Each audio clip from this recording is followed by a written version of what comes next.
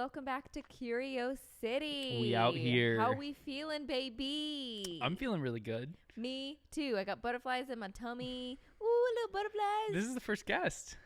In a long time. I mean, I guess we had Kelsey on. We did have Kelsey. But I feel like she was our tester. Yeah, she was our test. And she was a great She test. was so good. But I love that today we have an episode with an online interview. Okay, Yeah. so it's video. But you're in for a treat because today you're going to hear from Maddie Miles. She is an herbalist. She specializes like in hormones. She makes the greatest, cutest content. I learned a lot from her actually, like from her content. It's like literally why I have her on the podcast because You already gleaned followed from her. Yeah. So she's amazing. Lots of like cycle syncing things. Like, yeah. Anyway, she's a powerhouse. You know, it's funny because like when I was listening, I loved hearing that they're kind of like the herbalist medicine version of us.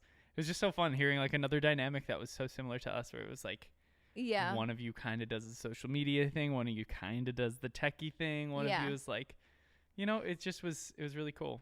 It's funny because yeah, I think we have a lot in common as a couple, but ironically, the other day, it was like on Saturday or something, she posted just a video of her boyfriend, her partner, Braxton, and they were watching some sort of like documentary. I don't remember what it was. It was like something about Braxton's like ayahuasca and like evolving the self and like the human consciousness.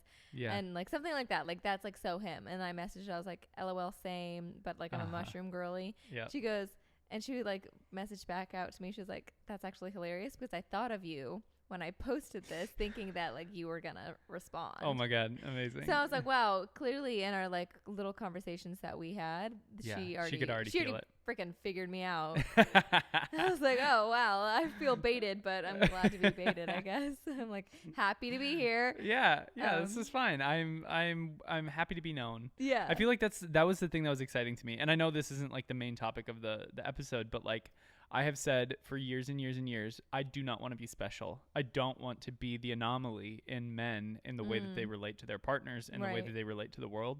And so like it was just so exciting for me to see another guy that you could be friends with. Totally like uninstigated, what was like step for step so similar to the way that we interact and the way that I like to, you know, perceive the world and the way that I like to engage with the world. Yeah. And I was like, this is great. I love that. We need to have a full on hangout, either like in Austin or Nashville. Yeah. Either way needs to happen. But what did you think of the episode? This is the first episode where you are coming in, well, except for Kelsey's. I'm coming in as like I'm just looking in from the outside a little bit. Yeah, it was really cool. I mean, she's obviously so impressive with her knowledge on all of the herbalist stuff and all of the naturopathy and all of the things that are the non-medicinal healing and wellness world. And it's just super cool to hear that she's really chasing down healing others as she heals herself. Yeah. And following her own path and following her own season and growing with that and not trying to like expand beyond the things that she knows inherently through her own experience in her own body. Yeah. And I think that's such an important thing when you're really talking about it is everybody's bio-individual. That was such an important piece of this is bio-individuality. And I think it's just you are living so much into your own truth when you speak on bio-individuality and you only produce stuff based off of what you know and how you would actually utilize the things that you're making. Right. It's just so honest. Like I liked, so she has these tinctures, these herbal tinctures, and I like how she talked about how she wants it to grow with her. So as she gets into the phase of her life where she's like pregnant or pregnant and then postpartum, like she'll probably end up coming out with tinctures that are like based off of those things. Yeah. And that really resonated with me because like that's how, like I don't have like a physical product yet. Stay tuned. Asterisk on that one. But like when I do want to come out with things that would be like for me, like for people who are going through similar things. It's funny, even like when I look at analytics or, you know, I look at the data of like who either listens to the podcast or like people who follow me more specifically on my like social media. It's fun for me to see like that most of the people who follow me, not everyone, but they're like in my bracket. Like we're all like kind of going through the same thing. And I kind of like that. Like it's okay that like we have different people from all different age ranges and all these going through different things. Of course, like we expect that. Yeah. But it's also fun knowing that I'm kind of going through things you have a community along with other people. Whether you're already following them, you have a community that you're evolving with, and you just keep finding new members to add to your community. Yeah. You're like, I didn't know about you, but you've been doing this as I've been doing this, and now I know who you are. Yeah, exactly. Yeah, that's really neat. It is neat. So anyway, I really like that. She also talks about, it's not even a hot take, but she kind of gives her take on, you know, the cold plunges that are so popular right now. It was so interesting to me. She brought me, and I think she will for you guys too online.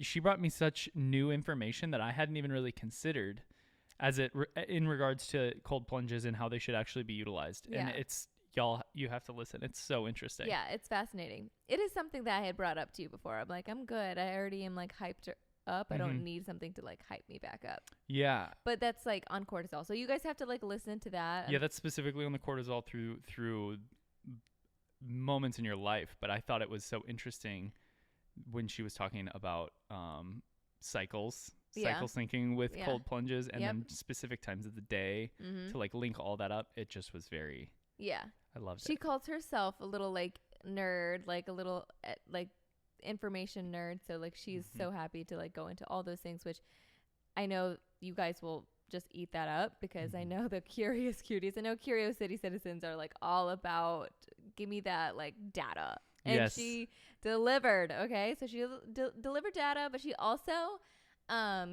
she talked about some mocktails that she's enjoying. But I think one of the like really fun parts too is that she gave us a little bit of a recipe that she would give a friend who had a hangover. And so I'm excited for you guys to hear that because I wrote it down for sure because I'm making sure I implement. Yes. She doesn't drink. She used to, whatever, but she doesn't really drink. And so I was like, okay, it's not you and your hangover, but like if a friend or myself ever have a hangover, what advice would you give them? So she like laid that out for us and kind of just, she sometimes you got to blend the woo-woo with the woo-hoo. And that's what we do here. So I had to bring it all together. But anyway, you're going to really enjoy this conversation with Maddie. It's incredible. Lastly, before we dive right into the episode, I do want to let you guys know that in the show notes, we have her Instagram handles and all that, but also the link to her herbal tinctures, Peace, Love, Hormones. And that link will bring you right to everything you need for the tinctures, but it will also give you the code Curiocity for 10% off of the tinctures. Yeah. So you guys, please go check them out. Please go check it out. Please use Curiocity, that promo code, that discount code, so you can get a little 10% off. And yeah, she's got 3 different herbal tinctures. I think you're gonna like it. I think you're gonna like this episode. And if you like what you're seeing here, and you are enjoying the new interviews and the new style of things that we're doing, please go subscribe to the podcast channel wherever you guys are. Yes, listening. Wherever you're listening, please subscribe there so that and maybe do it on Spotify because then you can watch us. Yes, and the episodes will go straight to your phone rather than having to find the link or look up the link or anything like that. You don't gotta look us up, baby. You'll get notified. Just subscribe and it will be delivered just first straight to your phone, first thing in the morning. So do that, subscribe, share with a friend. Midnight on Mondays. And enjoy this episode with Maddie Miles. And until next time. Bye.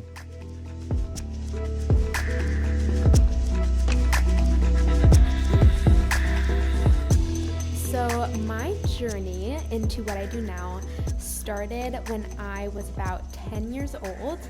I say it started then because that was when I started to see my first batch, I should say, of medical professionals for various ailments that I was struggling with. From a very young age, I struggled with my mental health, with my physical health. I really went through the ringer with my health. So while I was struggling with all of these diagnoses that were given to me from a young age, and we won't get too deep into any of them because I just want to explain to people kind of my background, and I'm sure so many women can relate to this more than not probably, but I was diagnosed with anorexia nervosa, depression, insomnia as well. I could not sleep for the life of me for years. Yeah. Oh my goodness. Things started early. So I really went through the ringer with my health, for lack of better terms. And it was like this roller coaster of a journey because I would see these medical professionals or I would be placed in an inpatient program. And things were like okay enough that eventually I would, graduate, or I would, get to move on from that program, and then I would relapse a few months later. So it was really this up and down hill battle. And it was the final time that I was hospitalized. I was about 18 years old, and I was studying abroad in Spain. I was living my best life, kind of, in some ways. I had graduated from high school early. I was actually 17. I graduated from high school early, was studying abroad in Spain. And I was sent home because I wasn't having a bowel movement it was like 30 days at that point. And if I would have known then what I know now, I would have known, well, it was because I wasn't eating enough. But instead, I just thought, I just needed to come home, back to the States, get a quick clean out, and then be on my way. And I will never forget the look on my parents' face when I walked out of the Chicago O'Hare Airport, and they were just like, oh my gosh, because it happened again, and I had relapsed, and I got to another really, really low point in my life. So I was hospitalized again, and I was home for about a month. I was able to convince them all. I have that Leo energy. I'm a Leo, so I was able to convince everyone to let me go back to Spain. Of course, it was under very close supervision, but it was that final time that I was hospitalized, that I really saw how much everything that I was struggling with was taken away from me.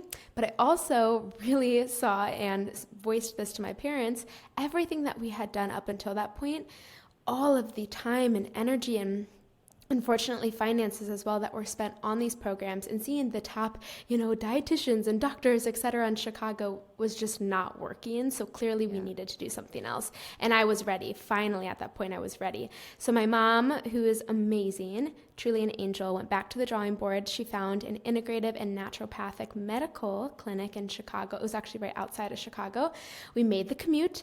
I, for the first time, was learning about everything that I know, the back of my hand now, when it comes to functional lab testing, to functional supplementation, to herbal medicine, to nutrition, like proper nutrition, not just, my experience up until that point with people in the nutritional, more so like the dietetic space, was we're just going to weigh you, we're going to see what your weight is, and then it was like a calories in, calories out type of thing, is what I had really experienced. The nutritionist, on the other hand, was more about quality of food, meal timing, blood sugar regulation. So I was learning about all of these things, and I was also healing at the same time.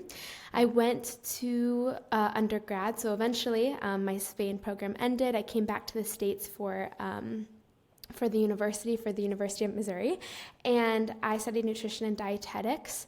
I really thought that's what I would do great at, and that's what I wanted to be.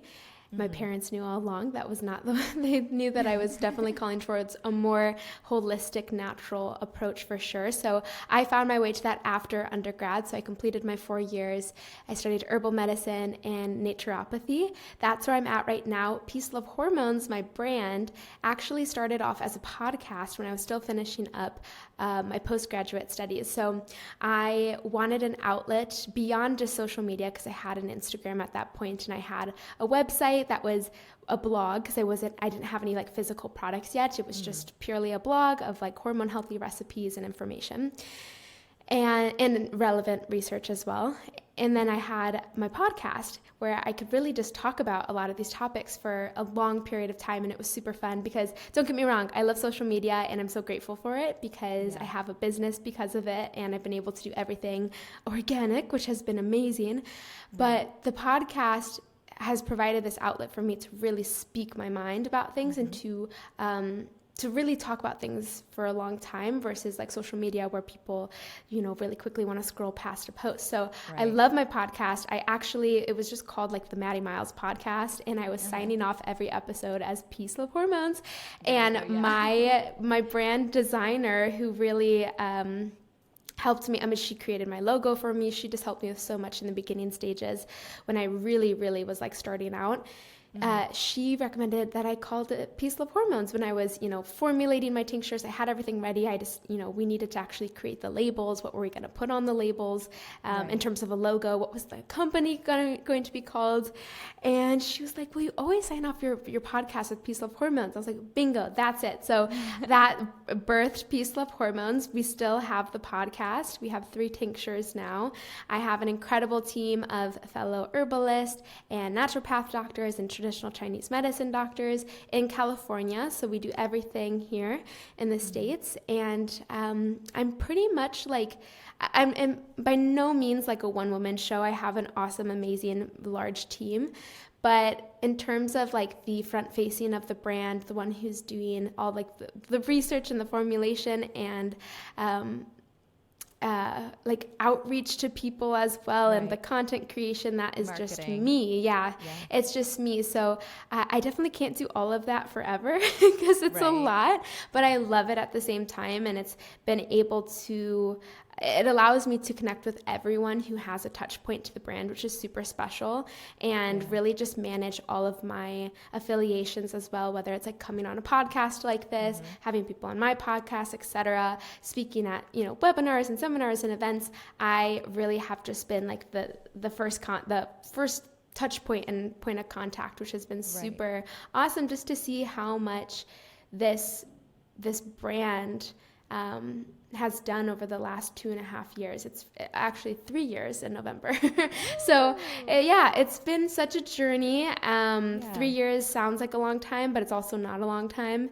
And I'm still forever learning and creating new tinctures. The last thing I'll say on the tincture front is I really want the line to grow with me naturally as I grow throughout womanhood. So right now I have Soothe, which is for hormone regulation, and whether you just are coming off of hormonal contraceptive or maybe you've never even been on hormonal contraceptive, no matter what, if you just need hormone, cycle, and or fertility support, Soothe is the go-to. I have Bitters then, which is for liver detoxification and gut health.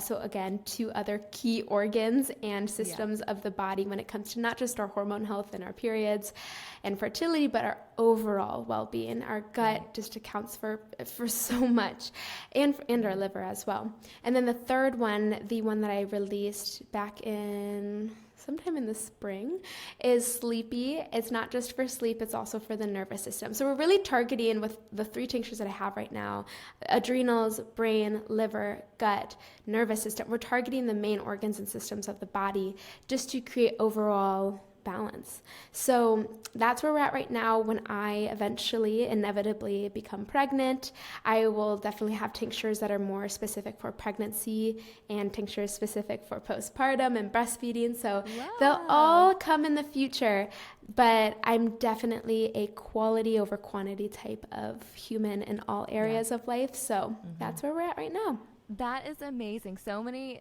thank you for sharing, first of all, but there's like so many touch points in that, everything that you said, that I'm like, oh my gosh, we have so much in common. For even like back to, I went away from my hometown. I moved away. I was 16. I turned 17 at the end of August. So I'm a Virgo, but like I have the Leo tendencies since I'm born in August. So I also like, I recognize that in you, your Leo-ness. And I love, so yeah, I went off early as well, had to kind of figure things out. And, funnily enough, one of the main issues I dealt with as a younger girl was constipation. And I remember I went on a, I guess it was like a mission trip I was like 13. I went with my school and whatever. And my parents told me, they're like, we're not going to be with you, and you're going to be in a different country. If you don't, like, because I would often have like major pains in my stomach, and like, you know, obviously when you're constipated or you don't like have a bowel movement in like days up to weeks, like you're not going to be feeling well at all. And they were like, we're not going to be around you, and they speak a different language. If you go in and you're having pain, they're like going to take your appendix out. Like they're not going to know what's like wrong with you. You have to like make sure that you are having bowel movements and like making that your top priority. And I remember that trip so distinctly because I was like, yeah, I don't want to be like put under surgery for being constipated. So I'm going to go every day, make it like a thing. And it's such like a funny random fact about like my life that I don't get to talk about with many people on the podcast, but like that's something that I can relate to you in. And since then, like it's been, obviously I've been like regular, everything's been fine. And then sophomore year of college, I actually ended up getting colitis. And so I had a whole bout with that. And that was a completely opposite end of the spectrum problem. So gut health has always been something that's been like super important to me, and has been something that I have just like always been aware of. I also dealt with acne a lot when I was young, and I went through puberty really young as well. So hormones have always been a part of the conversation for me. I actually started puberty way too young, like at like 7. And then my parents were like, whoa, something's not right here. We should like check what's in our, like the food we're giving her, like the milks, the whatever. So I remember like a bit of a diet change, just slightly. They were just became more aware at the time. It was like early 2000s, right, when all this was going on. So everything was a little different at the time. But then it like halted the puberty for a little while, and then I still was early. I was like 9, 10, 11 by the time like it came back into full force. But all that being said, like from a very young age, like gut health and hormones have been a part of the conversation for me. And that's why I ended up finding you, following you, loving your content, because I gained so much knowledge from it. I have a sister, and she and I, you know, we're always talking about women and women's health, and like we're very earthy girlies, and we love Mother Earth and connecting with her, and we're also indigenous, so it's like just a big part of our culture. And I actually sent her your Soothe. I actually sent her Soothe because she was having some like hormone things. I was like, hey, you might as well try, like give it a try, give it a go. And so I'm already like, I've been a fan, like I've been sending your stuff, and I also listen to your podcast. So fellow listener over here. So yeah, I love it. I love the things that you share, and yeah, your journey just is really inspiring. And like I said, we have a lot in common, and even having a podcast, like I've had different iterations of this podcast as well. And the one thing that I want to stay true to is myself and my personal evolution and growth. And like whether I come out with products or the brand of the podcast, like I want it to grow with me. And I think that's something that people will always feel very connected to you because it is you. Like the brand is going to be, it's alive. You know what I mean? Like your company is alive because it's growing with you. Yeah. And it's very, exactly. I love that saying, like it's alive. It's, you know, I always say it's authentic, right? And people, understand humanness and authenticity. I also am just like kind of I'm giggling over here. I was just like trying to really listen and let you talk. I find myself struggling sometimes when I'm on other people's podcast and they're telling me stuff that happened to them in like in previous years in their earlier life and or in this moment, and I have to remove like, okay, there's two sides of me. Usually first things first, I'm a practitioner and I want to just be like, let me help you, I know what it was. And then there's like the other half of me that's like, okay, you are a guest on a podcast right now, just listen. I just have like this little like debacle in my head all the time. It's like, oh, I know what happened. But I'm very happy that you are feeling better now, and that you're clearly on this path that I've just seen this huge, like almost like revolution in a way of women really caring about their health. And, you know, I think at one point for a very long time, it was like you were either in the health and medical field or you're not. But long before that, before the last 100, 200 years, most people did just care about their health. And I love period piece shows and movies. Like if I'm going to spend any time watching TV, it's going to be a period piece and it's going to have a really juicy, sexy love story in it. Yeah. That's what helps counteract and balance out all of the research that I do. So no one judge me. Oh my gosh, no. But this is the show. We are woo woo and woohoo. So like Yay. we do pop culture. We do like that alongside our like brainy selves, our earthy selves. Like that's literally our like little motto is like blending the woo woo with the woohoo. So, yes, like, girl, get you your period piece. Like, do you? We all need to be balanced in that. I love it, and I mention that because in these period piece shows, they're using herbalism and herbal medicine, and they're, I'm watching this one called The Empress right now, which is actually all in German. So I'm trying to learn German at the same time. Oh, nice. Yeah, wish me luck, everyone. I'm just feeling inspired. We're just in Munich for Oktoberfest, so I'm feeling inspired to learn a new language. I speak English and Spanish right now, but German would be awesome. So anyway, they are feeding the Empress her raw egg yolks every single morning and various food and herbs to support fertility, and they're making sure she's prioritizing her sleep, and I'm just like, yes. Yes. So pumped. Yeah. So that was like, that was just normal for the longest time. And then we have this period where allopathic medicine really like established itself as the only credible authority and resource when it came to really just medicine, right? Like it's like we lost all true health care, like if those two are separate words, like we've really lost that health care and that health education over the last about 100 or so years. And it's so exciting to see women coming back to it. We are really leading, like we're like the forefront of this movement, I should say. Right. And it's so beautiful to see because again, we're at this point now where it's like, you don't need to be an MD with, a white coat on to care about your health. Actually, it's usually the opposite.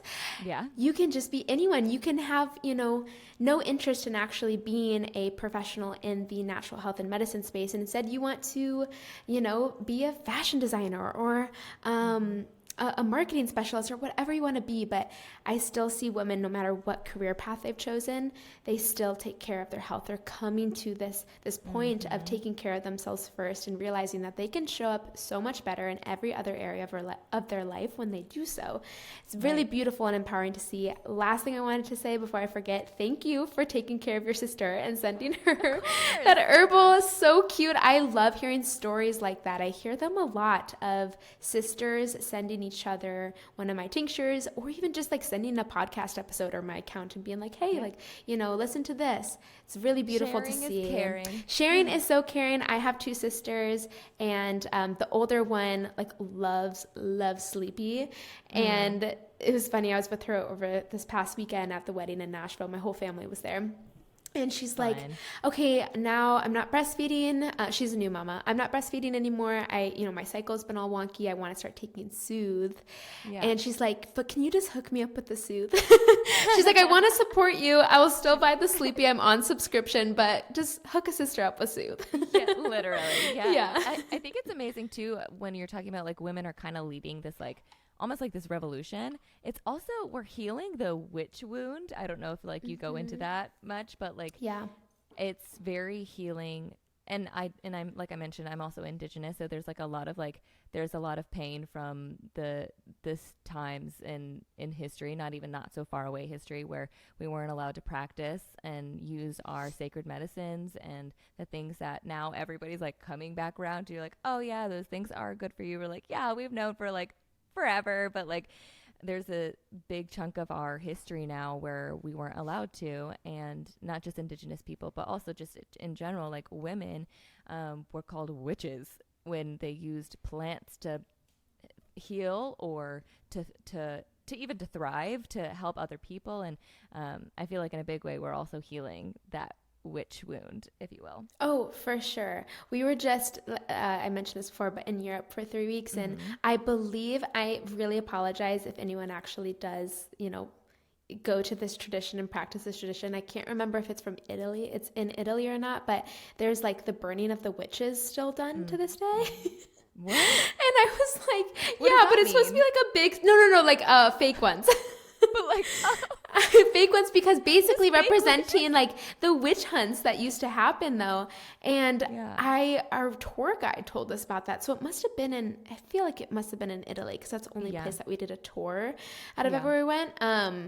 And I was just like, oh, I mean, I always have like a moment of, like mental silence for all the women that did get burned, but I was also just like, that would have been me. Yeah. I fully owned that, but yeah, I mean, I don't think that I don't think anyone actually considers herbalist witches, at least not in a bad way anymore to this day. I think that's pretty outdated. Right. No, it is, but I think in a fun, like kind of spiritual way, like you're saying, like kind of like a moment of silence. It's like, it's nice to be able to feel like you're a part of something that's like, we're healing and as women, as people. And so, yeah, that's really cool. For sure. The green witches. Yeah. I love Hocus Pocus. It's my favorite movie. So do I. And I had a whole witchy night watching the second movie last year with my sister, actually. Oh, that's fun. Amazing. Yeah. Yes. I'm thinking that will be my Halloween costume this year. Oh my gosh, I love it. Okay, let's talk about the importance of like natural health and medicine for women. And obviously you talked about the tinctures, but you also you work with women as well. How do you cater to their specific needs, like when you're working one-on-one with them or just individually, or however that works for you? Yeah, so for me specifically, I always start off with a really extensive intake form. It's actually multiple forms and people love it. I've just heard such great feedback from it because people are like, you've asked questions that either I've never been asked before, I didn't even know to think about that or think of things in a certain way like that. And or people are like, I've been dying to be with a practitioner who's asking me just what I believe should be asked by every medical professional and health professional, just the basics, the foundations, right? Like, how are you sleeping? Are you in a healthy relationship? Do you have close friends? Do you like the job that you do, most of your days of your life? Just how is everything structured in your life, from the food that you put into your body and where is that coming from? Hydration and the quality of water. Our bodies are mostly water, so what quality of water are we giving it as well? I compare that one a lot, not just food, but also water to fuel for a car. Right. And how different cars need different types of fuels, right? Like, everyone is so unique, but no matter what, we need quality things. Quality food, quality nutrition, really making the home as non-toxic as possible. You can see my little air filter behind me, which is actually off right now because it makes a loud noise. That thing is working. I always joke to Braxton, I'm like, is our air that toxic or is this just pumping all the time? Lots of plants and, non-toxic bedding is huge. I always tell people, if you're going to start anywhere and you're going to start small, do the bedroom first, because we spend so much time in there, and you're just laying on that bed, right? You're just soaking in it. We don't sit on the couch as much as we lay in our bed. We don't do anything else as much as we lay in our bed. So bed and bedroom first for sure. So yeah, I just cover everything in the intake form process. Sometimes we do lab testing as well. We can do hormone testing.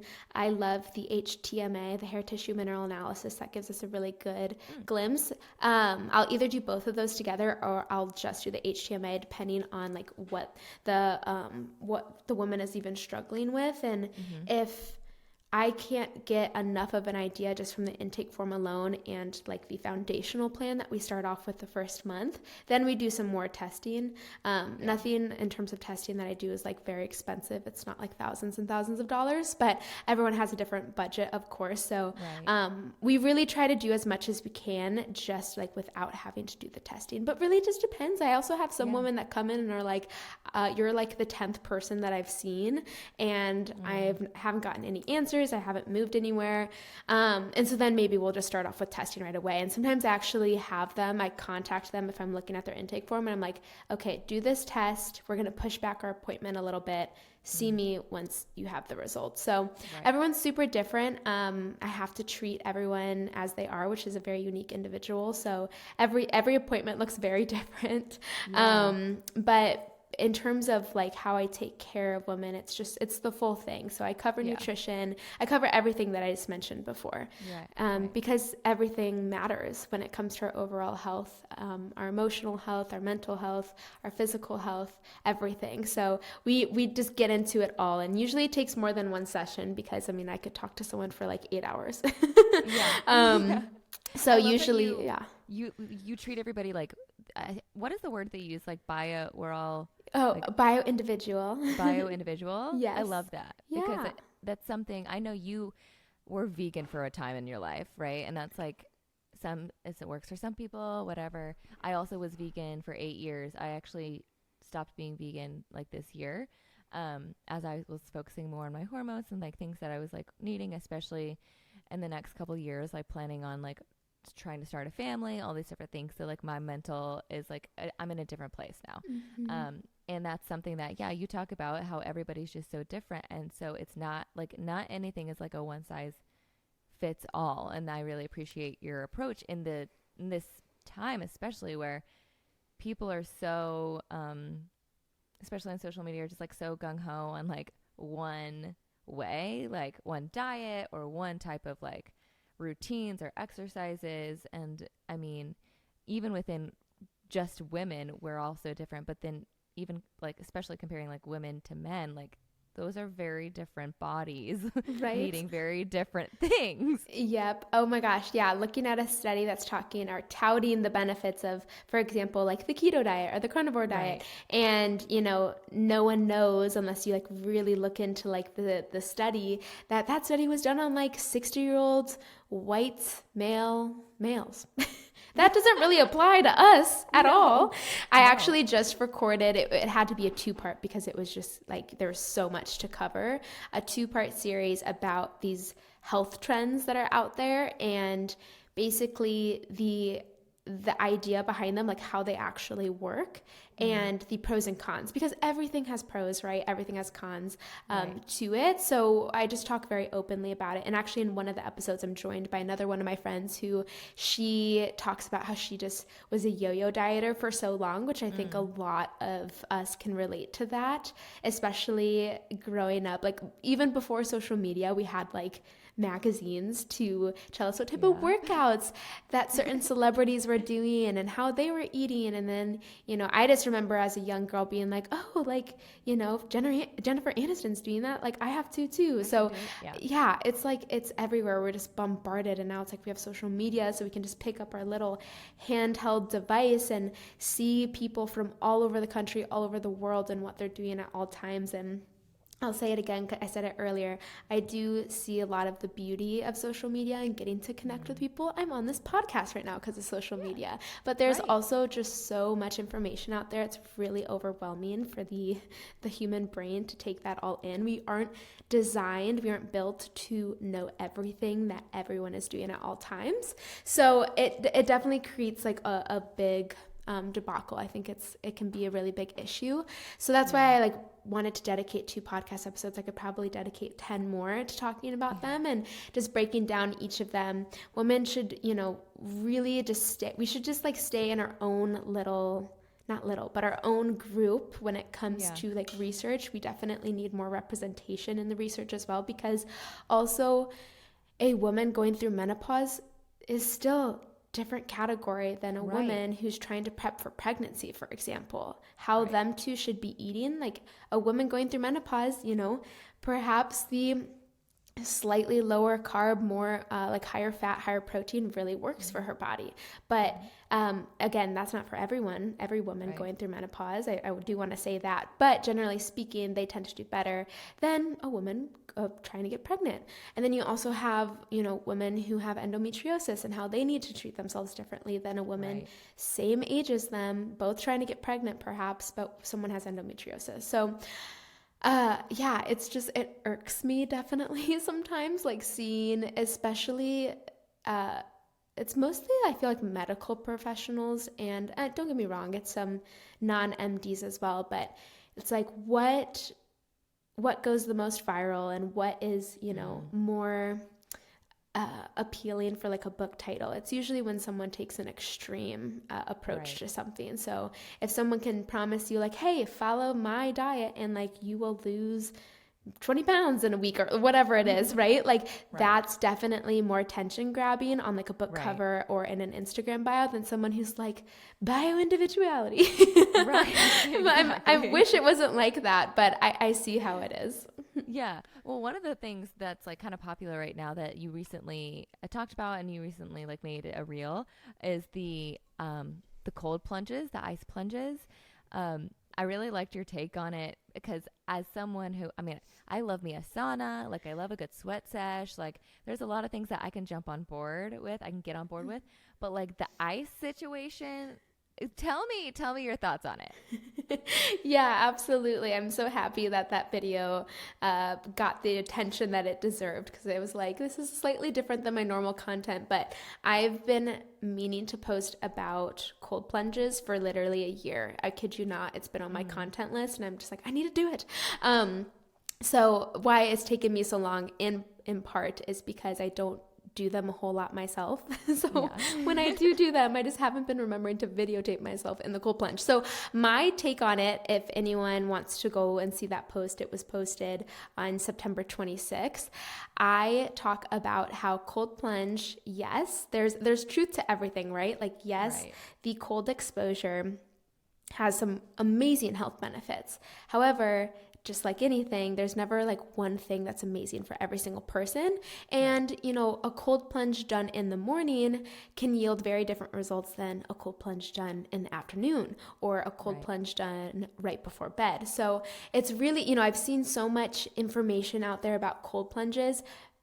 I've only seen one other person, it was Dr. Stephen Cabral, actually talk about the nuances to cold plunging. And still, like, it was, I don't know if he even posted it on his page. It was in one of his podcasts. And I was like, oh, you got to post about this. This was a while ago because it was such good information. And basically it was, you know, not everyone should be doing cold plunges. I talked as well about how earlier when I was still healing from a bunch and was, you know, healing post-birth control pills as well, I did not have enough health reserves. I didn't have enough stress resiliency to do a cold plunge. Like that is a huge shock on the body. It's massive. I actually had a guy comment on the post and being like, this is incorrect. And I was like, literally, I just don't even have time for you people anymore. So I just like went over to his page and I just removed him as a follower. You know how you can do that? I'm like, don't follow me, dude. Like, no, you know, you can move on. Yeah. Let me like show you the door without even telling you I'm showing you the door. Like, goodbye. Literally, I was like, I'll just do it for you, okay? Yeah. So, and I wasn't wrong. I also was like not taking a hard stance on anything. I was like, what part of this is wrong? There are multiple points that I make in this. Like, be a little bit more specific, and then we can have a nice conversation about it. But anyway, my point was, if you are experiencing a lot of stress in your life and your body is worn down as well, so it's like to go hand in hand, because you can be experiencing like a good amount of stress and you can still feel great because you have enough health reserves and stress resiliency. But if you are really run down, you keep getting sick, you feel brain fog, or you already know that your body is struggling, then doing something like a full body cold plunge, especially in the morning when your cortisol levels are already naturally higher, it's just not a good idea. It's like adding more, like, okay, so here's an example. Picture like a bucket of water, and the water is like all of the cortisol that you already have because it's in the morning. Let's say you also, you know, had a cup of coffee or matcha. Add a little bit more water to that because that's a little bit more cortisol, right? Let's say then you are opening up your email. That's kind of a stressful thing for you, or you're driving to work and you're sitting in traffic. That's also stressful for you. Keep adding a little bit of water. Okay. Now, if you submerge your body in frigid water and you're hyperventilating, you're trying to get your breath under control, that is just going to add a whole lot more on. And then your stress is just overfilling.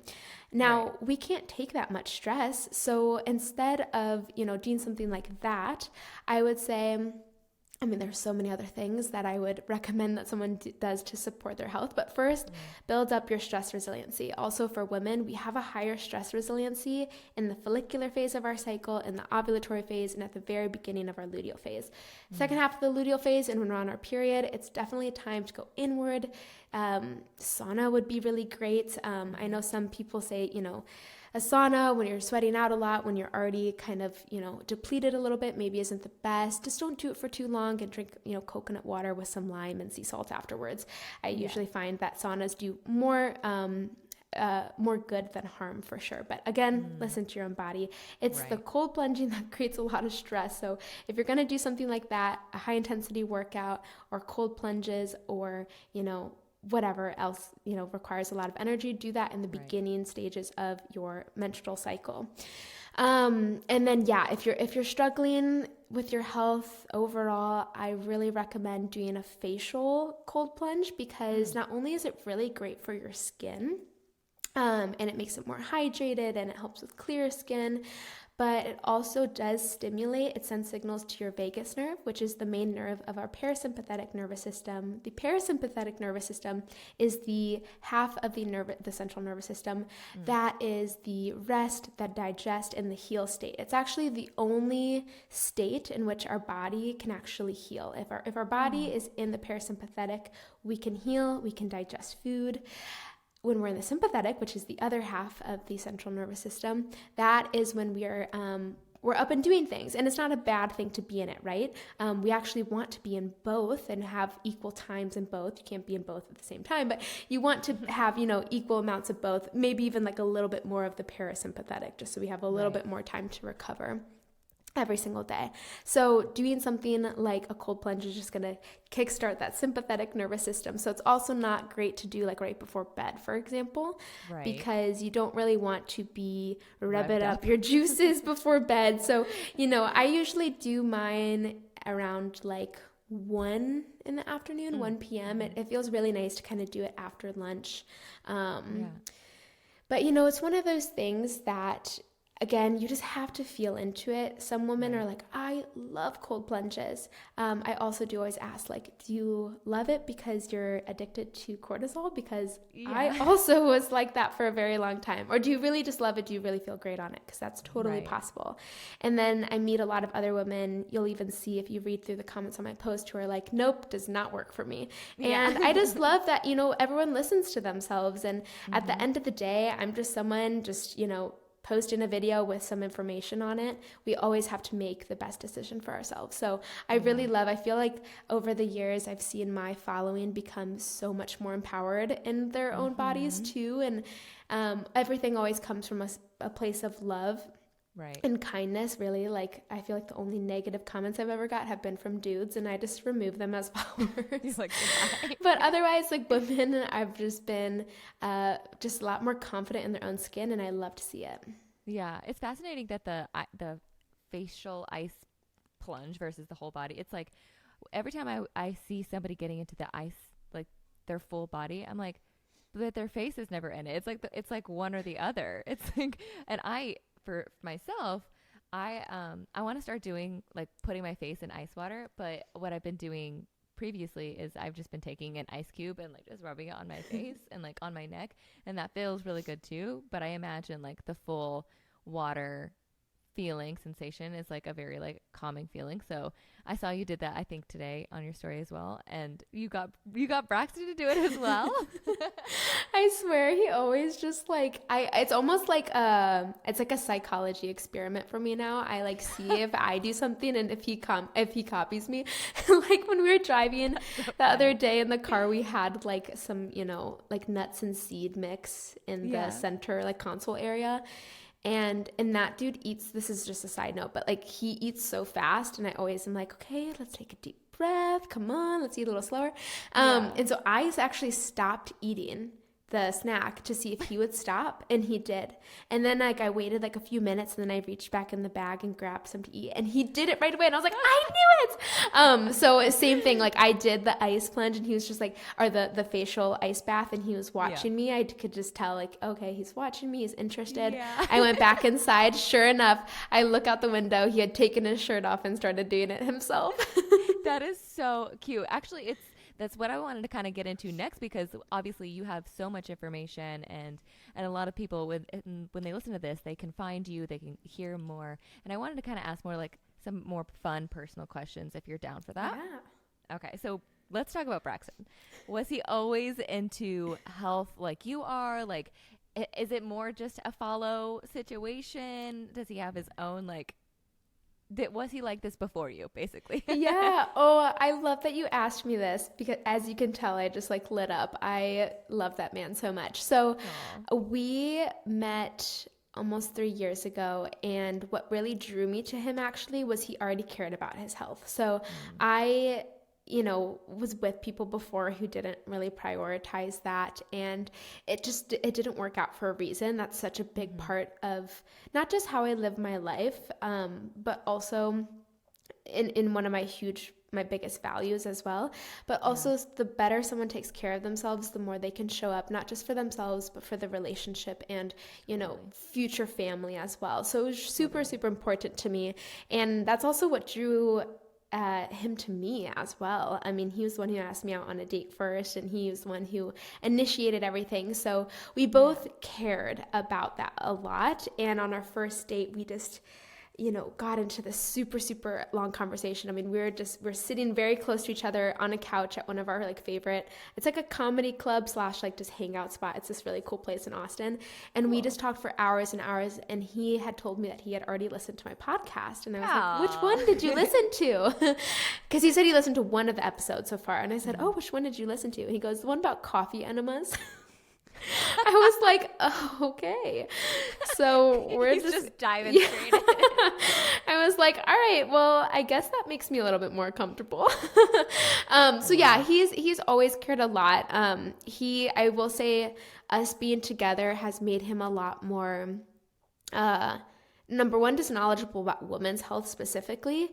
And, he was listening to, like a lot of the Huberman Lab podcast a lot before, and still does. And he's just very well educated on like a lot of different things. Like he's just one of those people, like I don't know a lot of people like this in my life, but there are some people who are just like him, where he just knows like the most random stuff. And I'm like, how did you know? Like, what? Where did you even learn that information? So health is one of his passions for sure. He's also an entrepreneur, and one of his passion projects for the last 2.5 years has been making a very stylish EMF blocking fanny pack, and he did it. Cool. So yeah, that's because he's very, very passionate about EMF specifically.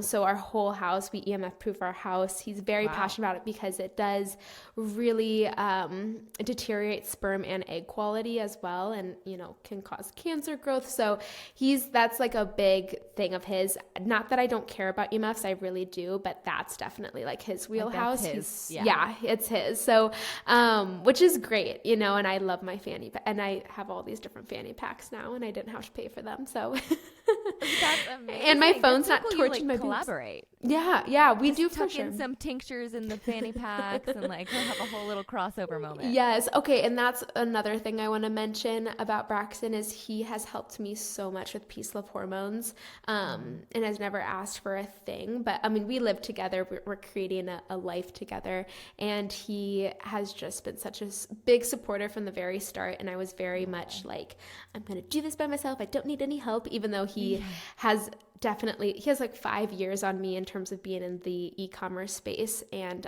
has his own e-commerce brands, and he loves that stuff. He loves business. He loves that so much. And my, I'm getting better at business, but I'm more so in like the medicine, like I'm in that space and in the research. So he has helped me so much. I mean, just with everything from website design. We're about to launch our new website, and he was the head of that entire project with the website team. Aww. I barely did anything. I just have to do the copy, but he has done like all of that. I mean, he does everything. Like he's amazing. So he loves everyone as well.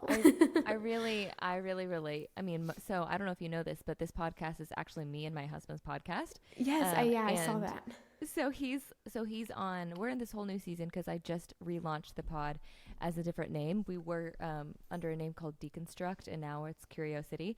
So it's a lot of things have been shifting and changing, and one of the things is that I'm kind of taking more lead as he's kind of busy doing other things. But before every podcast episode, we review kind of the conversation that I've had.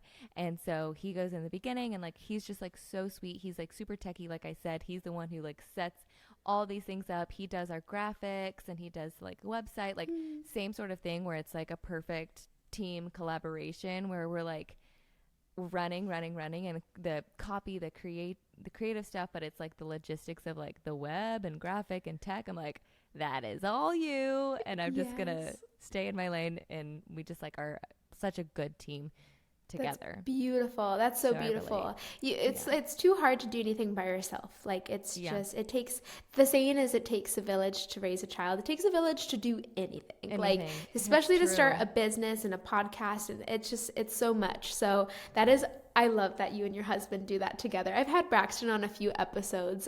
He's definitely more shy. He's like, I really want to be good at it, but he's like not a social media person really, which may come as a surprise to some people, because I don't know if Lauren, if you've seen some of the videos that he's been in on my social media, but he's great. I'm like, I think you're doing amazing, babe. He's so, like, you guys are funny, like when you're doing like different like phases, and you're like, and then when I look at my partner like this, like I'm ovulating or like whatever it is, that one was cute. Oh, thank you. He puts so much effort into them. Like I remember one Sunday, I was like, okay, do you want to record a video for this week? And I'm very much like with photos and with videos, I'm like, okay, we just need one take. It doesn't need to be perfect. Let's just do this, you know? And he's like, I just remember it was a Sunday, and he's like, well, I feel kind of tired. It was a Sunday afternoon. I feel kind of tired right now. Like, how about we do it tomorrow morning? I'll be fresh. I will have just woken up. I'm like, it's not that deep, but it's sure. Not that serious. I know. Adam's the same way. He's like, well, like, let me go do my hair. I'm like, no, like, we could just do it like literally. I'll hold the phone. Like, it's just one thing. I just need you to be there. But yeah, that's amazing. That sounds like they're like very similar. Yeah, I feel like we would all four get along. If you all are ever in Austin, let me know. Oh my gosh, I will. And if we're ever in Austin, the next thing I want to ask you is like your mocktails that you make. They always look so good, and you're including like your bitters and things like that. Do you have a favorite that you've made, like, or one that you're really enjoying right now? One of my favorites was like a strawberry slushy one, and I made that as like summer was starting, and I remember it was just like so refreshing and delicious, and I was like, this is what I've been waiting for all year. But a current one that's also just like a go-to, everyone loves it, Braxton, my friends, my family, is just like a lime mojito. Obviously it's mocktail, there's no alcohol in it, but like a mojito. It's just so refreshing, and you can call it like a little mojito if that's like in the mood that you're in. But also like I just drink it throughout the day, and it's delicious, it's hydrating, and it's just so refreshing. It's still 95 degrees in Austin, so I'm like, yes, all like the cooler drinks. I of course drink them away from, I studied TCM and Ayurveda, and I feel like the people who are a little bit extreme about that are like, no cold drinks, and I'm like, okay, I live in a very hot place. You live in the heat. I'm like, I'm not like drinking these around mealtime, I'm just drinking them throughout the day though. And don't take that away from me. Amazing. They always look so good. I love the mocktails, and like if I ever come to Austin, like I want you to make me a mocktail. I'm probably gonna make some.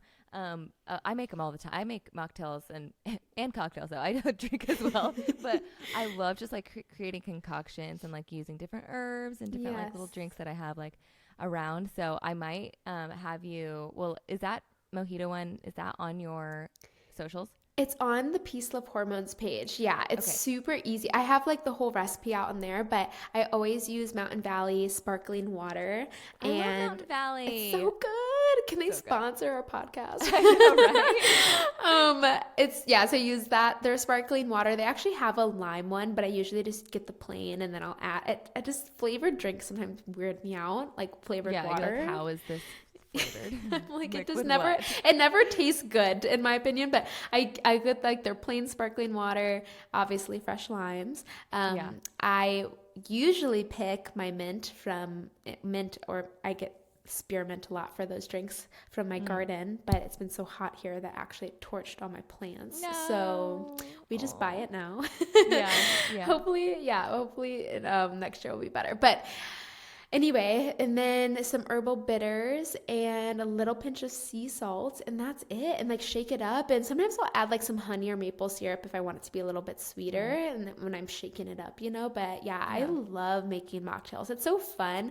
I love making herbal tea too, but I think like mocktails just take it a step further because there are more ingredients and there's more, it's like more of an art, you know? Right. Don't get me wrong, I make herbal tea all day long and I love it, but there's something about like just holding that shaker bottle too and just like you're just like fun. Yeah. You're I know. like party time. Yeah, I'm like, all right, Friday herbal mocktail. Oh my God, that's so cute. Well, I'll have to look at it and go to the website, and then maybe I'll share it with, we call it the Curiosity citizens. We call them our curious cuties. So I'll share your recipe for that, and maybe like we can do a little thing, and I don't know, a little collaboration. So, okay, for those, I know you don't drink. We just talked about mocktails. But let's just say you have a friend who texts you, okay? Because here on Curiosity, we're woo-woo and woohoo. So sometimes we get too woohoo and we have a little bit of a hangover or whatever. Say you have a friend who texts you, says, Maddie, I did a thing. I drank too much last night. What do I do? Please help me. What would you say to them? Okay, so first things first, we're going to hydrate. Well, actually before that, I will have them like do their tongue scraping and brush their teeth, just get any like bacteria and well, we always have bacteria in our mouth, but the bad bacteria and germs like out of our mouth. And then we'll really hydrate. So this is just what I do usually in the morning, but I'll do like 12 to 16 ounces of spring water. So it can be or filtered if that's what people do. If people have a really good filter, but spring water. And then like, I don't really measure this out, but probably like 1/4 a cup or so of coconut water, maybe 1/2 of a cup of coconut water, a little pinch of sea salt, and 1/2 of a lime or a lemon, whichever you prefer, and squeeze that in there. That is like just super basic. You can go get those ingredients easily at the store. As an herbalist, always add like a few other things. I add some elderberry into there. I'll add my soothe tincture as well. But again, this is just if you just need to have things, you have things on hand and you're hungover, drink that drink to hydrate. And having a breakfast that is really nourishing is the most important. I know a lot of people, well, I think there are two groups of people when it comes to hangovers. One group that's like, okay, fast food, and another group that's like, you know, punishing themselves for having drank the night before and don't eat breakfast. Both are a no-go in my book. Instead, have a really nourishing breakfast that has complex carbohydrates in it, that has healthy fats and lots of protein. Emphasis on the protein for sure, because we want to support your blood sugar, because alcohol really wonks your blood sugar for like the next 24, sometimes even 48 hours after drinking. So really supporting your blood sugar with a meal. Please eat within like 30 to 60 minutes of waking up, and just taking it easy. I mean, so I don't drink alcohol anymore. I also like totally went through that phase of my life, and I don't judge anyone who does. And I'm not like, you know, super strict about it. Like at the wedding that we were at, I, you know, was sipping on like a little bit of wine, but you know, it's kind of ironic because I literally like, I couldn't even finish the wine, and I actually really do love wine, but there's something about like just US wine. I'm like, no, it has to be in Europe. Yes, absolutely. It has to be in Europe. I agree. But anyway, you know, I really don't like crave alcohol or even that feeling anymore, but I know a lot of people do, and there's never any judgment from there. When it's done every once in a while, I'm like, go for it. It definitely isn't the most brain healthy thing. So a day after drinking, I would really love it if people supported their brain. I have a whole mini podcast series just on brain health, specific foods for brain health, and herbs for brain health as well. And really, when it comes to your brain health and supporting yourself, especially when you're hungover, it's just resting, because alcohol does cause a lot of stress on the body and on the brain. So just rest that day. And if it's warm outside wherever you are, get outside, like soak in that sun, get that fresh air. Even better, like going on a hike. I remember my friends and I would do this a lot in college. We would, a night after drinking, we would just like go on a hike, because we were very fortunate to live on like 2 blocks away from one of the biggest trails in all of Missouri. So we would just like go and submerge ourselves in nature, and whether it was for 30 minutes or it was for 2 hours, like it just felt so nice. So definitely like get in nature as much as you can. If you have your own yard, get barefoot in the grass. Those negative ions, especially that are high in the morning from the soil, are going to really help to neutralize the body. So those are just simple, like free things that you can do, from most of them from the comfort of like your own backyard. Yeah. So I always tell people to do that and just to rest as much as you can. But hydrate, blood sugar balancing meals, rest, and nature time are like my 4 prescriptions. Okay, I love that. Thank you so much for answering that. I'm sure it'll be so helpful. I have been doing the lime and the salt in my water, but I haven't added the coconut. So maybe I'll do that as well as a little extra. So now I have the tips. I definitely always go outside no matter what. I mean, I love just being outside in my yard and just like soaking up the sun. It's like I immediately feel so much better. And sometimes I'll be drinking like bone broth out there. I feel like that's something that especially if I had been drinking, like bone broth is like a savior. I don't know. It's like one of those fixes for me that I'm like, wow, that was really good. It's a quick way to get like protein. And it's like, especially if you're like at all nauseous or anything, it's just, it's easy. It's like easy to digest. So. I love bone broth. It just like, I feel like my gut is just like soothed when I drink it. I agree. I'm the same way. I'm like, wow, I can't believe I deprived myself of this for 6 years. Oh my gosh, same. Yeah, 8 years for me. And then it was like literally one of the first things I did. And I had a ceremony with it. I had bone broth and I oh, really? Yeah. Oh, I did a whole ceremony and I had a little prayer and I thanked the animals. And then I also poured some out onto this tree in my yard that I'm trying to get to like me a little better. We have a relationship where it's like, it's just seen a lot of people in this house and like it just feels jaded. Like it feels like it doesn't really like people. Yeah. I'm a very like, that's my woo woo coming in. So anyway, I offered some of my bone broth to the tree and then I also gave some of it to my dog too. Just a tiny bit, like literally just a little bit. Yeah. Just my dog to kind of it. Be full circle of being like I'm thankful and it's not just for me and it's like I don't know. I had a whole beautiful thing and so I love that though. I think that's so important, especially for anyone who did like partake in whether it was veganism or vegetarian or pescatarian. I think that's really, really beautiful. Or even if you didn't, right? Like Braxton never has. I remember when we first started dating, I was still vegan and I was like, I want our kids to be vegan, so you're going to have to be vegan too. Yeah. Or like you just can't cook meat in the house. And like Braxton being Braxton, just the man that he is, he was just like, okay, I think I could do it. And looking back on that, I was like, I'm so sorry. That was very rude of me. Adam did the same thing. We were both vegan for a long time. And honestly, when I stopped being vegan, that was actually kind of hard for him because he had been vegan for so long. And eventually, like, now he kind of eats what I do, but he's more pescatarian than I am. But yeah, it's like it's special to kind of go on like those different like routes with him. But yes, okay, one last question. I know we're running out of time, but one very last question.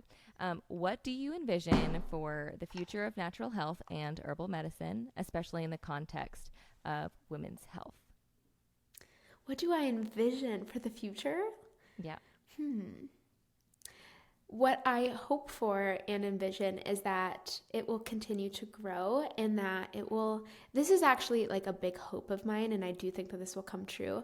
I want it to be just standard for all universities and colleges and just schools to have more natural health education because, again, you don't have to want to be a naturopath doctor or an herbalist or an integrative, there are so many different specialties.